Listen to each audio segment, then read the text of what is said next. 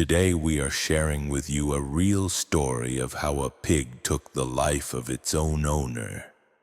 The owner who loved it like his own children, who raised it like a child, grew up to become the killer of its owner. In this video we learn how the same pig, when Arthur Bennett first bought the farmstead outside of Blue Hollow, it was supposed to be his gentle landing into old age. The house was a two-story clapboard affair with faded white paint and green shutters, set among rolling acres of wildflowers, apple trees, and soft hills that glowed gold at dusk. The place needed work, but Arthur was newly retired and time was something he finally had. At 65, Arthur was lean and a bit stooped from decades as a pipe fitter in Illinois. His hands scarred and his joints stiff, but his blue eyes still carried the brightness of youth. His wife, Marianne, had passed away 3 years prior from ovarian cancer. Since then, he'd felt adrift, often waking in the dark hours, reaching for her side of the bed. The farm was to be his remedy. Fresh air, small tasks, a slower rhythm to still the ache. The idea of getting a pig came almost by accident. On a cool Saturday morning in early spring, Arthur drove his old Ford pickup into town for seed potatoes and ended up wandering through the county fairgrounds where local farmers were showing off livestock. That's where he met young Travis Miller, a teenager with braces and nervous energy standing by a pen containing a litter of piglets. "They're Gloucestershire old spots," Travis explained, running a hand over the bristled back of the largest piglet. "Rare breed, real gentle temperament, raised on grain and fruit." My 4-H project Arthur watched them squirm and squeal, pink and black-speckled tiny hooves scrambling. On impulse that surprised even himself, he bought the largest of the litter, a male Travis had named Cider. "Good name for a farm pig," Arthur said with a chuckle. "I'll keep it." He drove home with the piglet in a dog crate on the passenger seat. Cider snorted and snuffled, then fell asleep as Arthur's truck bumped along the dirt road. By the time they reached the farmhouse, Arthur already felt a curious affection stirring in his chest. The first weeks were clumsy. Arthur built a small enclosure behind the barn, close to the orchard. Every morning he'd shuffle out with a bucket of feed, talking to Cider as if to a child. "There you go, boy, easy does it. Look at you, eating like a king." Cider grew astonishingly fast, from a squeaking handful to a sturdy knee-high hog in just 3 months. Arthur enjoyed watching him root in the grass, snout upturning rocks and revealing fat worms. Sometimes he'd sit on a crate with a cup of coffee, whistling old songs while Cider ambled around, occasionally coming over to nudge Arthur's knee for a scratch behind the ears. Neighbors sometimes stopped by, a retired couple named Glenn and Sheila who lived a mile down the lane. "You sure you want to raise a pig like that as a pet?" Glenn asked once, leaning on the fence. "They get big, Art, real big, and they don't stay docile forever." Arthur just laughed. "Ah, he's a sweet old boy, smart as a dog, too. Follows me all over. I don't reckon he'll cause trouble." By midsummer, Cider weighed nearly 300 pounds. Arthur expanded the pen, built a low shelter so the pig could lie in the shade, and began letting him roam under the apple trees. They settled into a routine. Arthur would take slow morning walks, coffee mug in hand, with Cider plodding behind, occasionally flopping onto his side for a belly rub. It was, Arthur thought, the happiest he'd been since Marianne died. But as autumn approached, things began to shift in subtle ways. Cider's appetite became ravenous. Arthur couldn't fill the trough fast enough. Grain disappeared in minutes, and the pig would circle, grunting impatiently. Sometimes, when Arthur wasn't quick, Cider would nip at his pants or butt his legs hard enough to bruise. Arthur took to bringing extra apples from the orchard, tossing them far to distract Cider while he refilled the food bin. "He's just excited," Arthur told himself, "knows I'm the feed man." Still, a sliver of caution crept in. On some days, Cider would stand very still, watching Arthur with tiny dark eyes that seemed strangely calculating. Then he'd snort, shake his ears, and go back to rooting in the dirt. Arthur told himself it was silly to worry, but he stopped turning his back on the pig. As winter neared, Arthur built a sturdier fence and reinforced the gate latch. The local feed store warned him about Boar's unpredictable tempers. "You'd be wise to keep a stout stick with you, Mr. Bennett," said Tom, the owner, "even if he's tame." "Especially then," Arthur chuckled politely, but he did start carrying an old oak cane when going into the pen.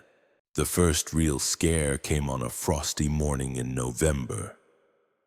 Arthur was spreading straw inside the shelter when Cider barreled up behind him, knocking him off his feet. Arthur crashed onto his hip with a bark of pain, the cane skidding away. Before he could scramble up, Cider was on him, snuffling and prodding at his chest with alarming force. Arthur shouted and pushed the pig's thick snout aside. For a heartbeat, Cider opened his mouth as if to bite. Then, as quickly as it started, the pig seemed to reconsider. He grunted, turned, and waddled over to a pile of dropped apples. Arthur lay there shaking, his heart pounding so hard he felt sick. He sat up slowly, whispering, "Easy, boy. Easy now." As much for himself as for the animal. When he finally stood, he backed out of the pen, locked the gate tight, and leaned against it until his legs steadied. That night he poured a stiff glass of bourbon, staring out the kitchen window at the dark shape moving under the orchard trees. "Maybe Glenn was right," he muttered.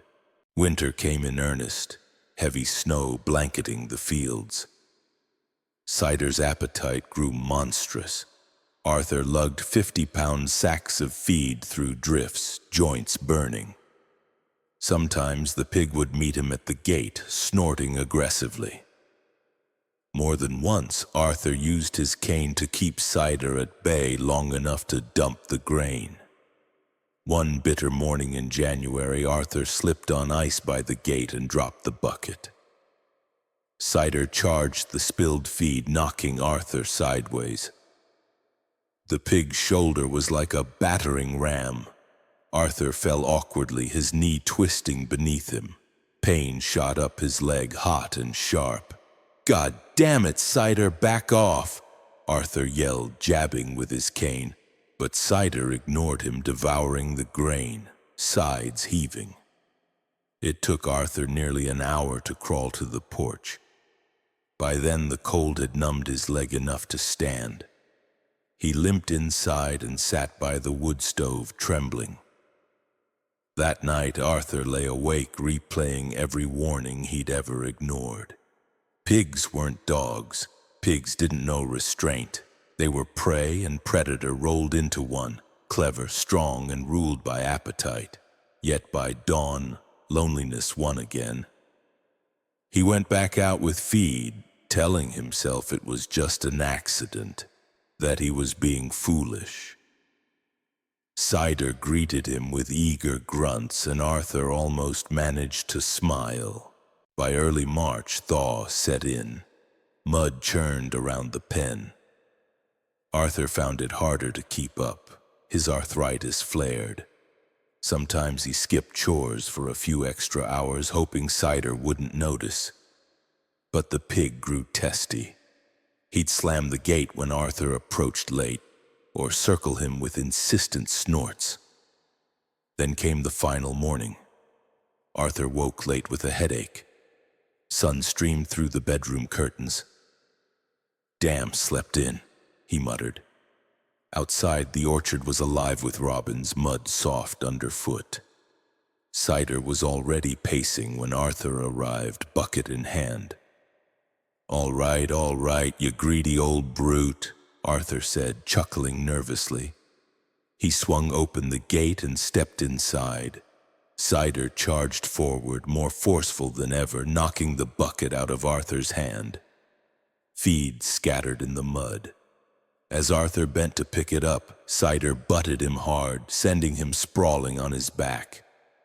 Before Arthur could rise, Cider was on him.